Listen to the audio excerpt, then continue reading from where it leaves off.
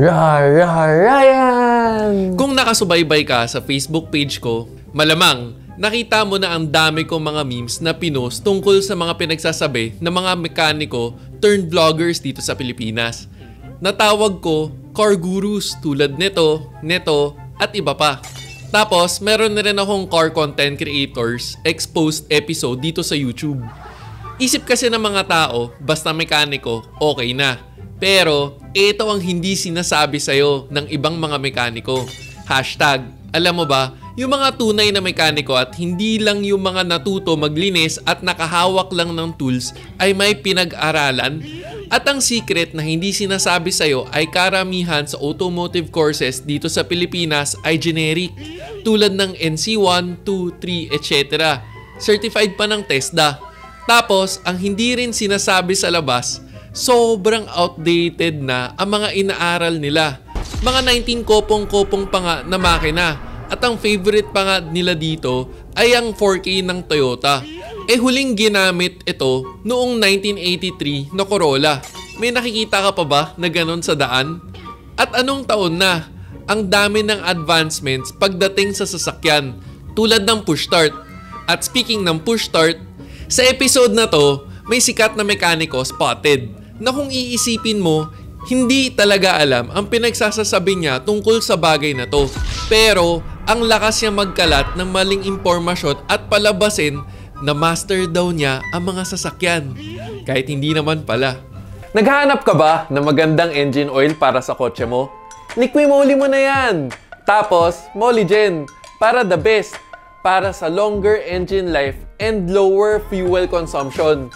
Sa technology na Molygen, sure na maximized ang engine performance and engine protection to the molecular level. Kaya para sa next change oil mo, Molygen ng Liqui-moly mo na yan.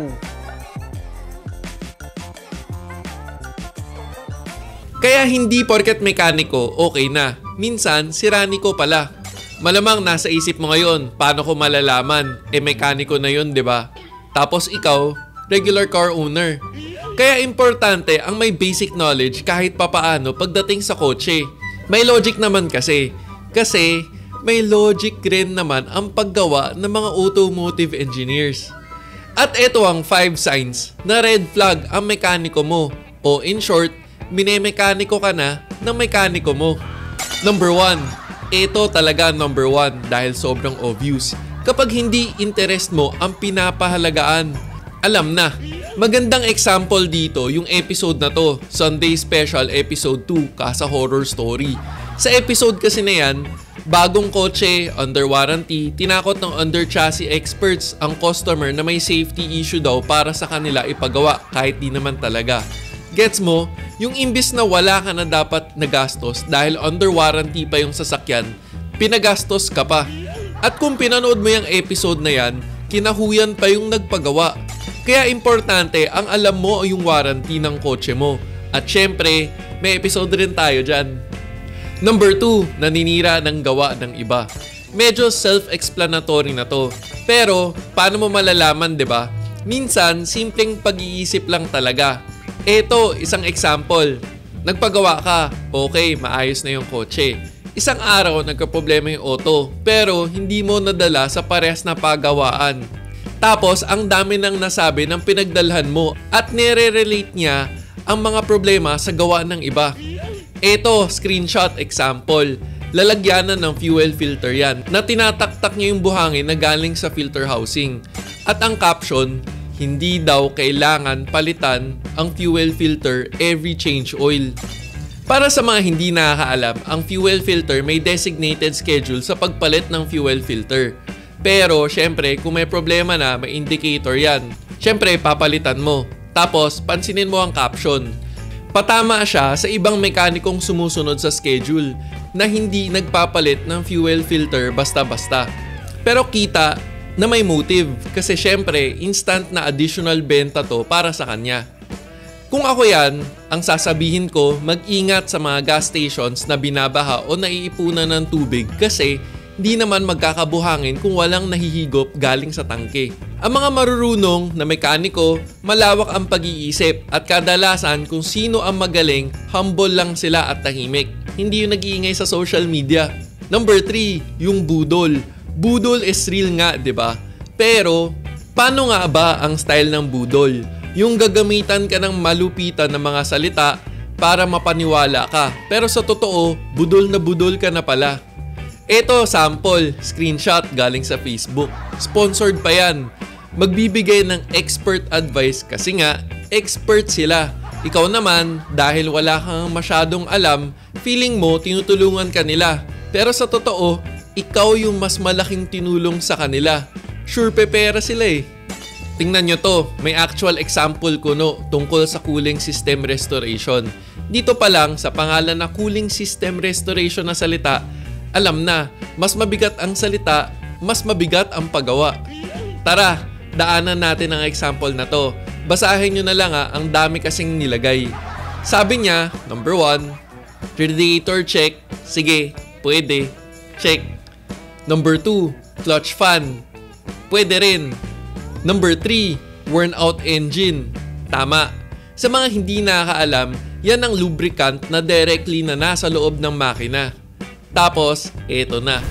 Hashtag, alam mo ba na may battery palang Hitachi na ang pangalan na ngayon ay Toflong Battery? Tapos, ang slogan ng Toflong ay the heart of the vehicle. Kaya dapat, literal na tough na at long-lasting ang battery nila.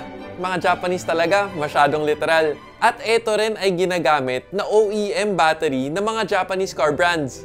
JDM, number 1.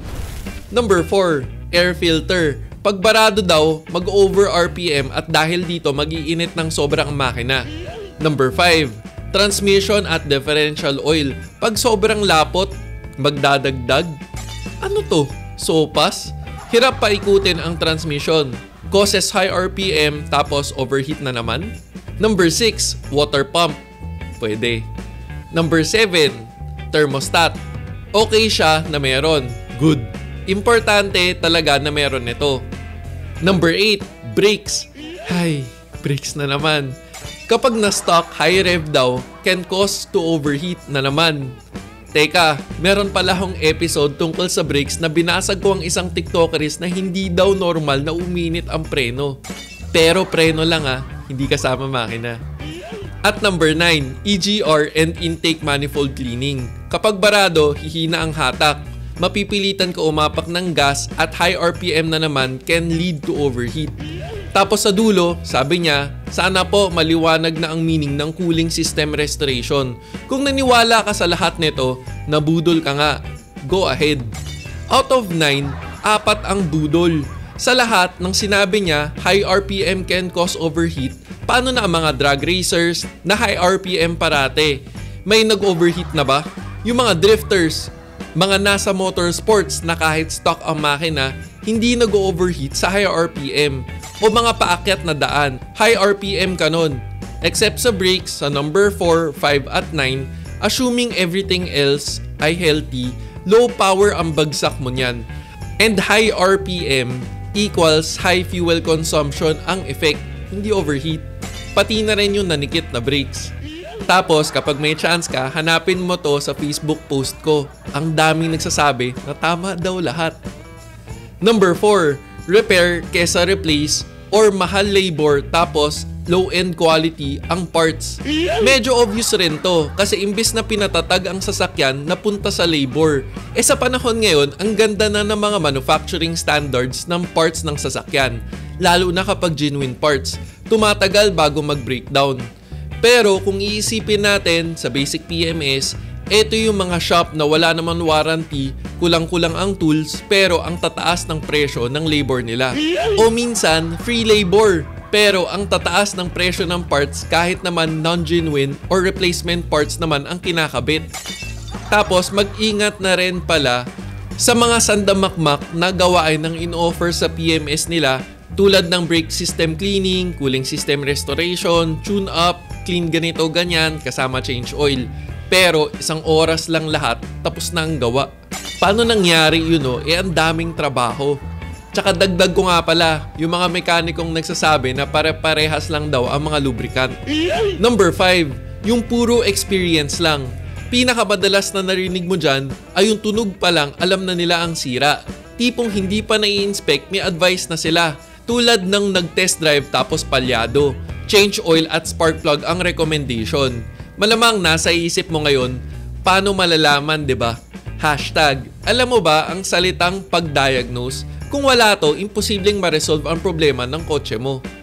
Kaya nga naging sign na minemekaniko ka na kasi una, paano niya masasabi? Hindi naman niya alam ang history ng kotse mo. Ang change oil at spark plug ay part ng PMS. May sinusunod na schedule yan. Kaya nga PMS kasi periodic maintenance service. Tandaan, yung periodic, P for periodic. Tapos meron din ibang paniniwala sa Pilipinas na kapag tinanggal ang dipstick, may usok, o kaya kapag tinanggal ang oil cap, may tumatalsik, blow-by na daw. Paano niya nasabi? Ang kailangan dito ay compression test. Gets mo ba? Ang mga mekaniko, hindi naman dapat sila carbularyo. Dapat technical na mga tao yan na pinag-aaralan. Hindi manghuhula o tinatawas. At isa pang hindi sinasabi sa'yo, walang sira na wala pa sa libro. Hashtag, alam mo ba, kung may user's manual, may repair manual. At sinusunod lang yung parameters para pumasok sa specifications ng kotse. At bago tayo magtapos sa episode na to, magbabasag rin tayo ng isang maling akala. Nung pinost ko kasi tong tanong na to, na anong signs na minemekaniko ka na ng mekaniko mo sa Facebook, ang isa sa pinakamadalas na sagot ay kapag dumadami ang pinapagawa o nanganganak ang sira. Normal yan. Kasi ang mga matitinong mekaniko, dinadiagnose na mabuti ang sasakyan mo para hindi ka na bumalik. Ang hindi lang katanggap-tanggap dun ay kapag bumabalik ang parehas na sira. Nagustuhan mo ba tong episode na to? Huwag mong kalimutan mag-like. At may signs ka ba na naisip na red flag ang isang mekaniko? Comment below. Sana nakatulong. O teka, pag may nakalimutan man ako, comment down below. This is me, Real Ryan, bringing you real talk, real experiences, and real reviews. Don't forget to subscribe, like, and click the notification bell. Thank you for watching. Peace.